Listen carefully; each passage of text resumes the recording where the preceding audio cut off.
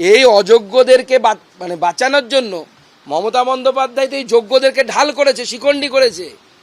মমতা বন্দ্যোপাধ্যায় কি পারতেন না? ব্রাত্য বসু কি পারতেন না যে 5,000 লোকের, যে 5,000 যারা চাকরি পেয়েছে ঘুষ দিয়ে, তাদের নামের লিস্ট আলাদা করে আদালতে তুলে দিতে?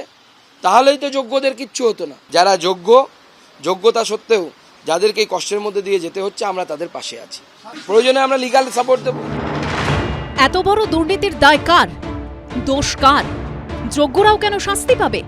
কেন অযোগ্যদের তালিকা আগেই আদালতে পেশ করলো না এসএসসি? কোথাও কি গোটা বিষয়টা গুলিয়ে দেওয়ার কৌশল নেওয়া হয়েছে? 2016 এসএসসির নিয়োগ দুর্নীতি মামলায় হাইকোর্টের রায়ের পর উঠছে এমনই অসংখ্য প্রশ্ন। আমাদের একটা ইনিশিয়াল আলোচনা হয়েছে, সুপ্রিম কোর্টে যাব, কমিশনের মধ্যে যাচ্ছে, ওরা চোরাদের মাথাতে আছে। আমরা চাইছি যোগ্য প্রার্থীদের জন্য এবং প্রত্যেকটা এক্সিস্টিং যোগ্য প্রার্থীর যেন এর ফলে কোনো এফেক্ট না হয়, আমরা এর জন্য সুপ্রিম কোর্টে যাব। এরপর আমরা যেটা আলোচনা হয়েছে সেটা হচ্ছে সুপ্রিম কোর্টে আমরা যারা যোগ্য প্রার্থী আছি তারা সুপ্রিম কোর্টে এসএলপি করব।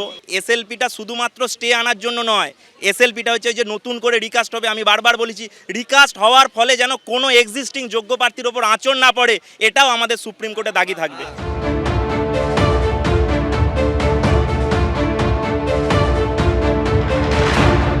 যারা পরীক্ষা দিয়ে চাকরি পেয়েছেন তারা কিচ্ছু হতো না, চাকরিও বাতিল হতো না। কিন্তু মমতা বন্দ্যোপাধ্যায় কী চালাকি করলেন? উনি রাজনীতি করলেন।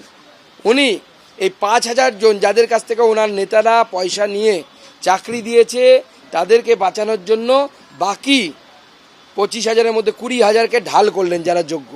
দেখো, তোমাদেরও চাকরি চলে যাচ্ছে। এর জন্য দায়ী হচ্ছে মমতা বন্দ্যোপাধ্যায়, কারণ কোর্ট বলেছিল আপনারা আটা আর ভুসি আলাদা করে। আটা মানে হচ্ছে কারা চাকরি দিয়ে, এই পরীক্ষা দিয়ে চাকরি পেয়েছেন, কারা সত্যিকারের যোগ্য, প্রচুর মানুষ আছে ওর মধ্যে সত্যিকারের যোগ্য। আর ভুসি হচ্ছে তারা, সেই 5,000 মাত্র যারা তৃণমূল কংগ্রেসের নেতাদেরকে টাকা দিয়ে চাকরি পেয়েছে। এসএসসি এই মামলাটা বিচারাধীন এই অর্থে যে স্কুল সার্ভিস কমিশন বলেছে যে আমরা এটা নিয়ে সুপ্রিম কোর্টে যাব। সুকান্ত মজুমদারকে বলুন একটু ফোকাস থেকে তার বালুরঘাটটা দেখতে, কিংবা ওনার নেতা বলেছে না বেলুঘাট কিংবা ওই বালুঘাট, এই যেটা সেটাকে দেখতে বলুন। এই সেকেন্ড ফেজেতে কিন্তু বর্তমান সভাপতি কিন্তু প্রচন্ড প্রেসারে আছেন, সেটা দেখে নিতে হবে। যারা পয়সা নিচ্ছে তাদেরকেও জেলে যেতে হবে। আর গন্ডগোলের জন্য, এই ভুলের জন্য বা অন্যায়ের জন্য যারা বঞ্চিত হচ্ছেন তাদের প্রতি ন্যায় হওয়া উচিত। যারা পরীক্ষা দিয়ে যোগ্যতার সঙ্গে চাকরি পাননি, টাকা দিয়ে চাকরি হয়ে গেছে, তাদের আবার মেম্বারশিপ নিয়ে এসে রিভিউ করে যোগ্য লোককে চাকরি দেওয়া উচিত। তা নাহলে কী হবে, আমাদের শিক্ষা ব্যবস্থা, আমাদের সরকারি ব্যবস্থার প্রতি মানুষের বিশ্বাস চলে যাবে। সব মিলিয়ে ক্রমেই চড়ছে রাজনীতির পারদ। অর্ণব মুখোপাধ্যায়, সত্যজিৎ বৈদ্য, কমল কৃষ্ণদের রিপোর্ট, এবিপি আনন্দ।